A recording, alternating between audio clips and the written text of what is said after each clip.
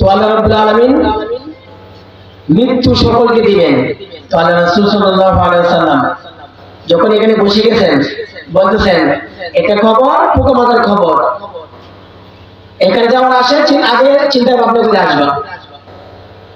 তো আল্লাহ রাসূল সাল্লাল্লাহু আলাইহি ওয়াসাল্লাম বলেন এই কবর এমন ভয়ঙ্কর কবর, এই কবর রাখার পর আল্লাহ রাসূল সাল্লাল্লাহু আলাইহি ওয়াসাল্লাম বলেন ইয়াতি মালাকানি ফাইজলিসানি, মানুষকে যখন দাফন করা হয়, দাফন করার পর দুজন ফেরেশতা আসে, এই ফেরেশতা আসিয়া কবর থেকে উঠাইয়া মুর্দাকে উঠাইয়া প্রশ্ন করে তিনটা। ইয়াতি মালাকানি ফাইজলিসানি ফায়াকুলু লাহু মার রাব্বুক, ফেরেশতারা প্রশ্ন করে তোমার রবকে, তোমার রবের পরিচয় দাও। এই লোকটা যদি দুনিয়াতে রবকে স্বীকৃতি দিয়া দেয়, রবের উপর যদি ইস্তেকামাত থাকে, তাহলে তার মুখ দিয়ে আসবে রব্বি আল্লাহ, আমার রব হলো আল্লাহ। এই রব আল্লাহ, এই ইস্তেকামাত থাকবে কি আল্লাহ রাব্বুল আলামিন বলেন ইন্নাল্লাযীনা ক্বালু রাব্বুনাল্লাহ ثم استقاموا تتنزل عليهم الملائكة, আল্লাহ রাব্বুল আলামিন বলেন ইন্নাল্লাযীনা ক্বালু রাব্বুনাল্লাহ, যে লোকটা নিশ্চয়ই যারা বলবে আমাদের রব হলো আল্লাহ, ثم استقاموا, এবং এই রবের উপর অটল থাকবে, ইস্তেকামাত থাকবে, তাহলে তাদের এই রবের স্বীকৃতি, সে রবের উপর প্রতিষ্ঠিত থাকবে। কবরে যাওয়ার পর তখন তার মুখ দিয়ে আসবে আমার রব, আমার রব্বুকা, আমার রব হলো আল্লাহ। এই রবের স্বীকৃতি দিবে। এই রবের স্বীকৃতি কিভাবে দিবে? এই রব যদি সে শুধু নিজের ব্যক্তিগত জীবনে নয়, ব্যক্তিগত জীবন এবং পরিবার, পারিবারিক জীবন, অর্থনৈতিক জীবন, সামাজিক জীবন এবং রাষ্ট্রীয় জীবন, আন্তর্জাতিক জীবন, এই সব জীবনের মধ্যে যদি এই রব প্রতিষ্ঠিত করতে পারে, তাহলে তার মুখ দিয়ে আসবে আমার রব হলো আল্লাহ। ব্যক্তিগত জীবনের রব, যে লোকটা বলবে আমার রব আল্লাহ, তাহলে এই রবের উপর সে ইস্তেকামাত থাকবে, রবের হুকুম মানবে, তাহলে তার মুখ দিয়ে জারি হবে আমার রব আল্লাহ। আর হলো পারিবারিক জীবন, সে শুধু নামাজ পড়লে হবে না, পরিবার যে আছে, স্ত্রী আছে, মেয়ে আছে, তাদেরকে সে পর্দা পুষিয়ে রাখবে। সে যদি তাদেরকে পর্দা পুষিয়ে রাখতে পারে, তাহলে পারিবারিক জীবনের রবও সে কায়েম করছে। এবং সামাজিক জীবনের রব আল্লাহ, এই সামাজিক জীবনের রব কিভাবে প্রতিষ্ঠা করবা? শুধু নামাজ নিজে পড়লে হবে না। আল্লাহ রাব্বুল আলামিন বলেন নামাজ তুমি শুধু পড়বা না, নামাজ কায়েম করবা। এই সামাজিক ভাবে কিভাবে কায়েম করবা?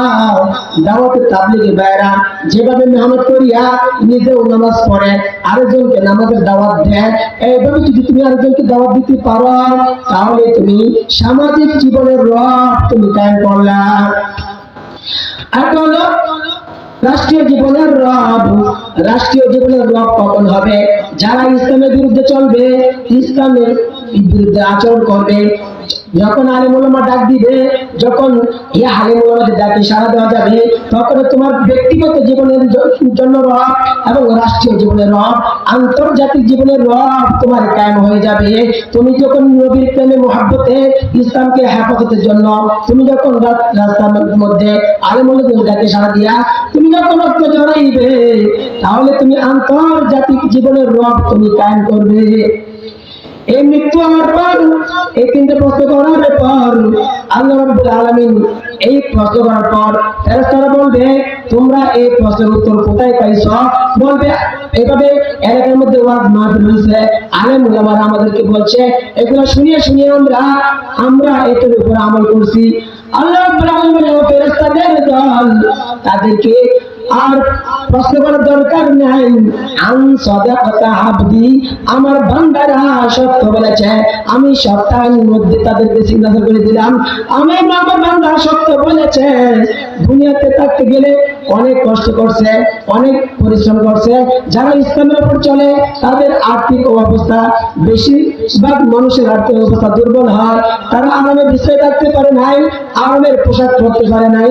আল্লাহ রাসূল সাল্লাল্লাহু আলাইহি ওয়াসাল্লাম বলেন তখন সুতরাং রব্বুল আলামিন বলেন আবশিরু মিনাল জান্নাহ, ওই ব্যক্তির কবরের মধ্যে জান্নাতের বিছানা বিছায়া দাও। আল বিসু মিনাল জান্নাহ, তাকে তুমি জান্নাতের পোশাক পরাইয়া দাও। আফতাহু লাহু বাবান ইলা জান্নাহ, এবং জান্নাত থেকে একটা রাস্তা করিয়া দাও। যে সময় কম, আজানের সময় হয়ে গেছে। যে কথা বলার শুনলাম প্রত্যেকে আমল করার তৌফিক দান করুন, আমিন। ওয়া আখিরু দাওয়ানা আলহামদুলিল্লাহি রাব্বিল আলামিন। আসসালামু আলাইকুম ওয়া রাহমাতুল্লাহি ওয়া বারাকাতুহু।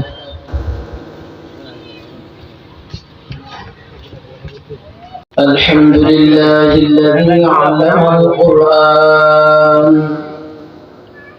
খালাকাল ইনসানা আল্লামাহুল বায়ান। الصلاة والسلام على سيدنا محمد الذي جعل نفسه من عبادة الأوثان إلى عبادة الرحمن. أما بعد فأعوذ بالله من الشيطان الرجيم. بسم الله الرحمن الرحيم.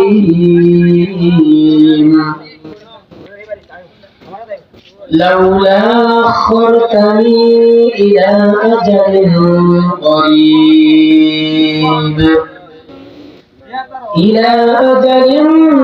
قريب فأصدق وأكن من الصالحين. ولن يؤخر الله نفسا إذا جاء أجلها.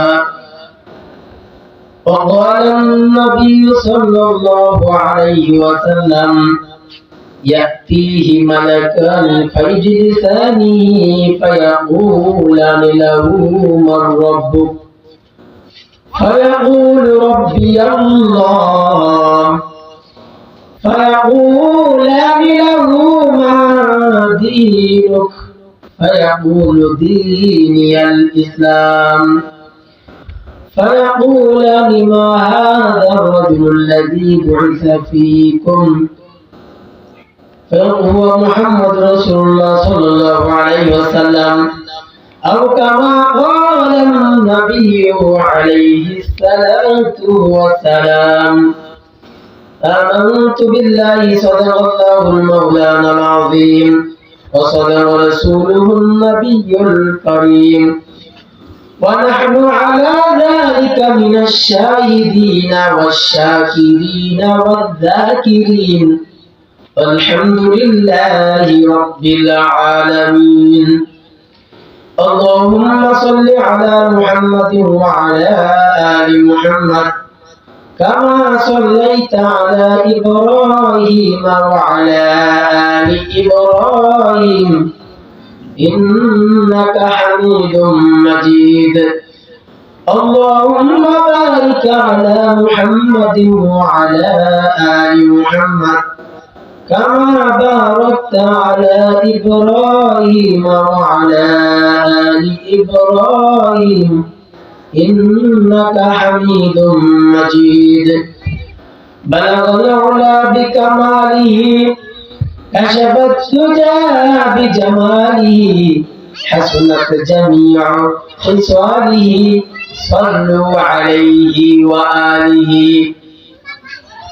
سبحانك لا علم لنا إلا ما علمتنا إنك أنت العليم الحكيم.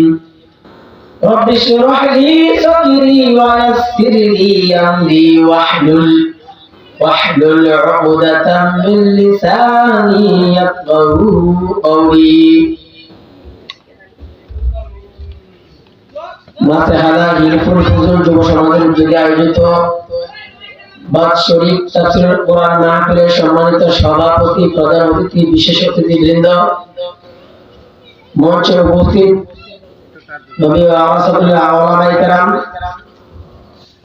মাইকের আওয়াজ শ্রবণরত মুরব্বী বাবারা, সমবয়সী যুবক ভাইয়েরা, পথনান্তরে মা ও বোনেরা, আল্লাহ রব্বুল আলামিনের দরবারে লাখ কোটি শুকর যা তারা আমাদেরকে এই দিনই এক মজলিসে বসার তৌফিক দিয়েছেন, এই দিনই কিছু আলোচনা শুনবার তৌফিক দিয়েছেন।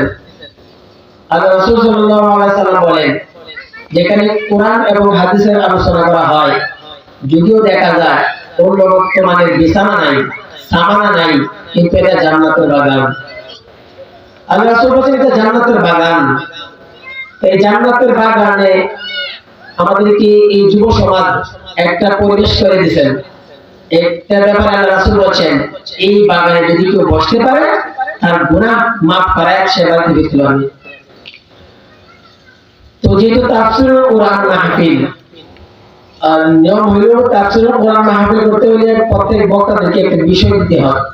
হয়তো এক বিষয় বইয়া আমি আসলাম, আরেকজনকে আরেক মানে একই বিষয় সবাই যদি মোতালা করে আসে সবার কাছে ফেঁসে যায়, এই জন্য সমস্যাটা তাফসীরুল কোরআন মাহফিল দিতে হলে বিষয় ভিত্তিক আলোচনা, যে উনি বলবেন এই বিষয়, আলোচনা আরেক বিষয়।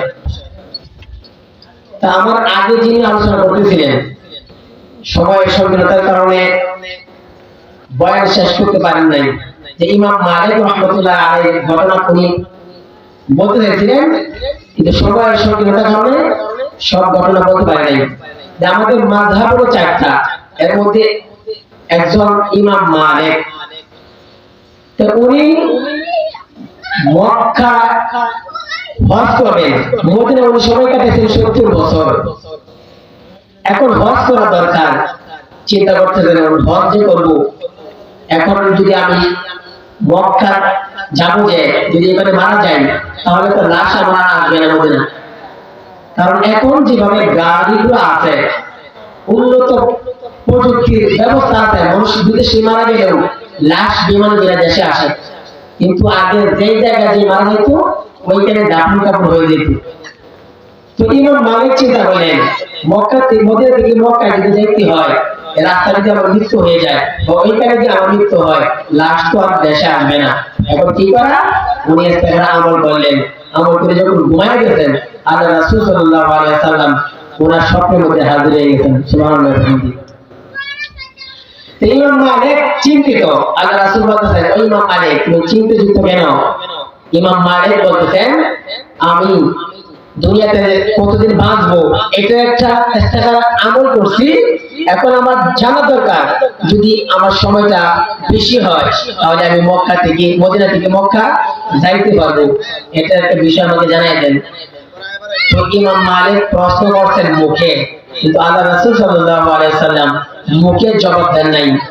আল্লাহ রাসূল সাল্লাল্লাহু আলাইহি ওয়াসাল্লাম ইমাম মালিককে 5টা আঙ্গুল দেখাই দিয়েছেন। এই 5টা আঙ্গুল দেখানোর পর ইমাম মালিকের ঘুম ভেঙে গেছে, যে স্বপ্নে কি দেখলাম, আল্লাহ রাসূল 5 আঙ্গুল দেখাইছেন, এটার ব্যাখ্যা কি? আমাকে তো বলে নাই 5 ঘন্টা বাঁচবো নাকি 5 দিন নাকি 5 মাস নাকি 5 বছর। এটা কি করা যায়? তৎকালীন জামানা ইবনে শিরিন রাহমাতুল্লাহি আলাইহি উনি স্বপ্নের তাবির জানতেন। তো ওনার খাদেমকে পাঠিয়ে দিলেন, এই তাবির কি হয় এটা জিজ্ঞাসা করো। ইবনে শিরিন রাহমাতুল্লাহি আলাইহি এই তাবির প্রথম বলতে চায় না, যে কে স্বপ্নে দেখছে বলো। বলছে ইমাম মালিক দেখছেন। তো বলতেছেন, ইমাম মালিককে তুমি জানাই দিবা। আল্লাহ রাসূল সাল্লাল্লাহু আলাইহি ওয়াসাল্লাম বলেন, খামসাতুল লা ইয়ালামুহুন্না ইল্লাল্লাহ। ইমাম মালিককে তুমি জানাই দিবা, আল্লাহ রাসূল সাল্লাল্লাহু আলাইহি ওয়াসাল্লাম বলেছেন, খামসাতুল লা ইয়ালামুহুন্না ইল্লাল্লাহ। পৃথিবীর মধ্যে 5টা বিষয় এমন আছে, এই 5টা বিষয়ের জ্ঞান আল্লাহ রাব্বুল আলামিন দুনিয়াতে কাউকে জানান নাই। এই 5টা বিষয়ের জ্ঞান একমাত্র আল্লাহ রাব্বুল আলামিন জানেন। এই 5টা বিষয় কি? আল্লাহ রাব্বুল আলামিন জানাইয়া দেন। আল্লাহ তাআলা বলেন, ইন্নাল্লাহা ইনদাহু ইলমুস সাআ।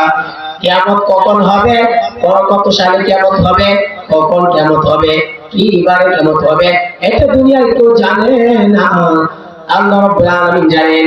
আল্লাহ রাব্বুল আলামিন অন্য একটা আয়াতে বলেন, ইন্নামা ইলমুহা ইনদা রাব্বি। একমাত্র গায়েবের মালিক আমি আল্লাহ।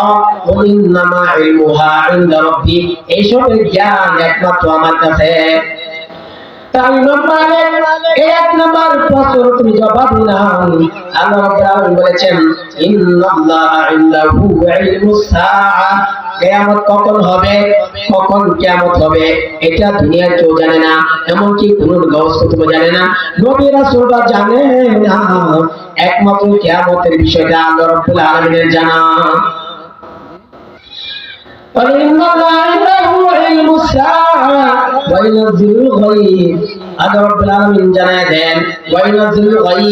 আগামীকালকে বৃষ্টি হবে কি হবে না, কতটুকু পরিমাণ বৃষ্টি হবে, এই বৃষ্টির কারণে ফসলে কি উন্নত হবে নাকি ক্ষতি হবে, এমন কত বৃষ্টি হবে এটা দুনিয়া কেউ জানে না। এখন বলতে পারেন আবহাওয়া বার্তা অফিস থেকে কিন্তু জানানো হয় আগামীকালকে অমুক অমুক জায়গা থেকে বৃষ্টি হওয়ার সম্ভাবনা আছে। আবহাওয়া বার্তা তারা শুরু করে বলে না, তারা বলে সম্ভাবনা আছে। তারা কি এমনি এমনি বলে? তাদের কাছে কোনো ওহী নাযিল হয় না। তারা দূরবীন দিয়া তারা আসমান দেখে, আকাশের মেঘাচ্ছন্ন দেখে, আসমান দেখিয়া তারা ধারণা করে ওই আকাশটা মেঘাচ্ছন্ন, ওই অমুক অমুক জায়গায় বৃষ্টি হওয়ার সম্ভাবনা আছে। তাহলে বৃষ্টির খবর তাও দুনিয়ায় কেউ জানে না, আবহাওয়া বার্তা অফিস জানে না, একমাত্র রব্বুল আলামিন জানেন। এই জন্য আল্লাহ তাআলা বলতেছেন ওয়াইনাজিলুল গায়ব, একমাত্র এটার জ্ঞান কোন নবীকে দেওয়া হয় নাই, একমাত্র জ্ঞান আমি আল্লাহ রব্বুল আলামিনের কাছে। এবং 3 নাম্বার ওয়ায়ালামু মা ফিল আরহাম, মায়ের পেটে কি সন্তান আছে এটা ছেলে হবে নাকি মেয়ে হবে, আকৃতি হওয়ার আগে দুনিয়ার কেউ জানে না, আকৃতি হওয়ার আগে দুনিয়ার কেউ জানে না। এখন আপনারা বলতে পারেন আমরা তো আগে থেকে জানতে পারি আল্ট্রাসোনোগ্রাম মেশিনের মধ্যে এই বাচ্চা ছেলে হবে নাকি মেয়ে হবে ডাক্তার জানিয়ে দেয়। কখন জানিয়ে দেয়? যখন বাচ্চাটা পরিপূর্ণ হয়ে যায়, আকৃতি ধারণ করে, তখন মেশিনের মাধ্যমে, আল্ট্রাসোনোগ্রামের মেশিনের মাধ্যমে ওইটা বাচ্চাটা দেখিয়া দেখিয়া আকৃতি দেখিয়া ওটা ছেলে হবে নাকি মেয়ে হবে এটা তারা বলিয়া দেয়। আর যখন মায়ের রেহামের ভিতরে এই নাপাক বীর্যটা যখন প্রবেশ করে, এটা দুনিয়ার কেউ জানে না এটা ছেলে হবে নাকি মেয়ে হবে। এই জন্য আল্লাহ তাআলা বলতেছেন ওয়ায়ালামু মা ফিল আরহাম, এটার জ্ঞান দুনিয়ার কেউ জানে না, একমাত্র আমি আল্লাহ রাব্বুল আলামিন জানি। ওয়ায়ালামু মা ফিল আরহাম, ছেলে হবে নাকি মেয়ে হবে এটা দুনিয়ার কেউ জানে না। এটা সন্তান দেওয়ার মালিক দুনিয়ার কেউ না। ডাক্তারও সন্তান দিতে পারে না, কোন মাদার ওয়ালাও সন্তান দিতে পারে না। সন্তান দেওয়ার মালিক একমাত্র আল্লাহ, কোন মাদার ওয়ালা সন্তান দিতে পারে না।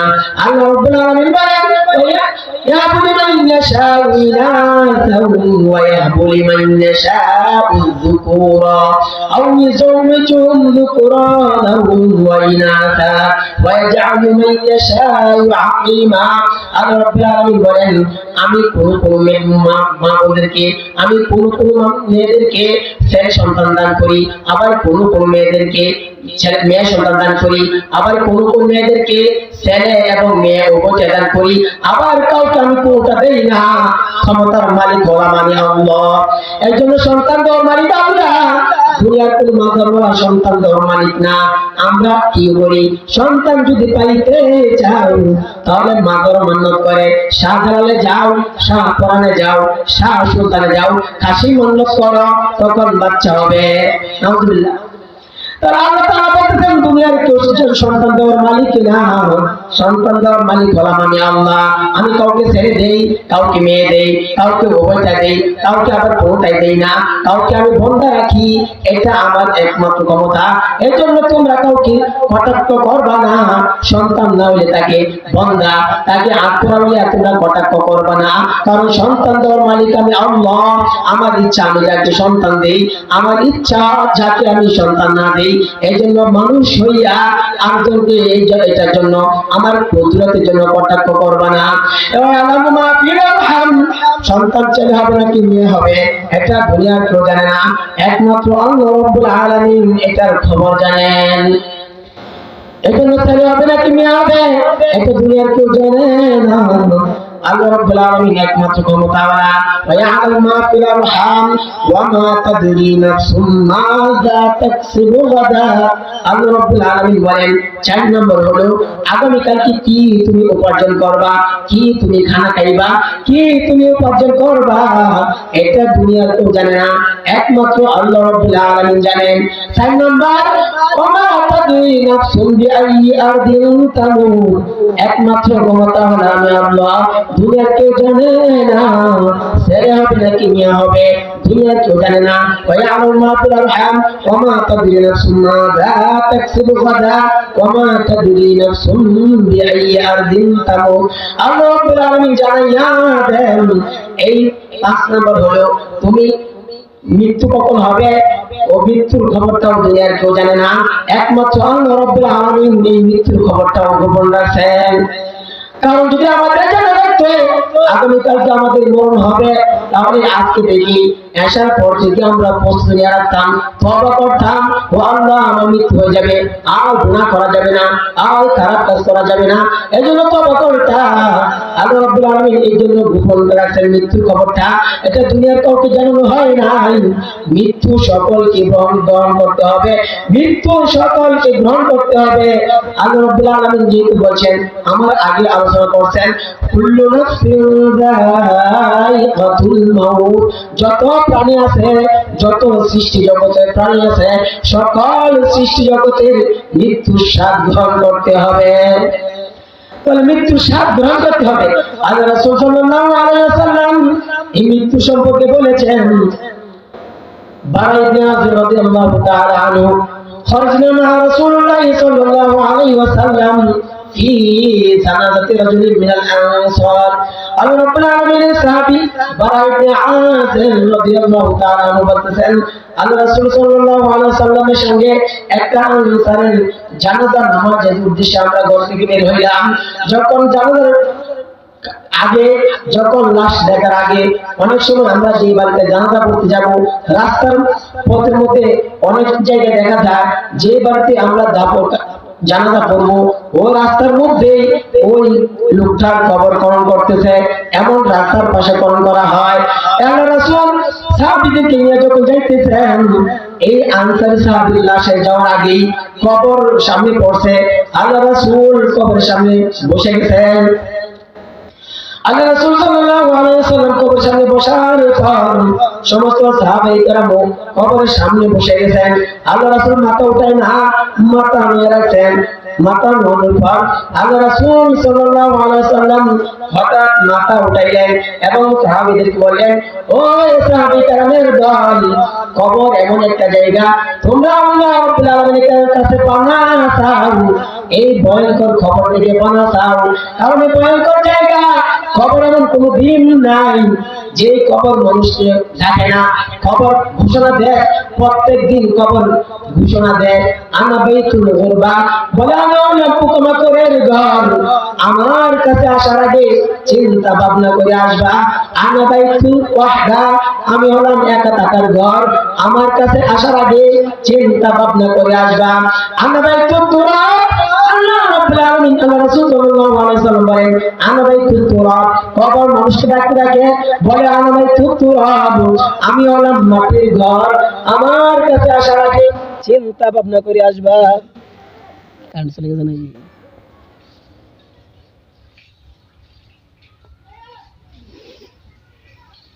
ভালোই করা হবে।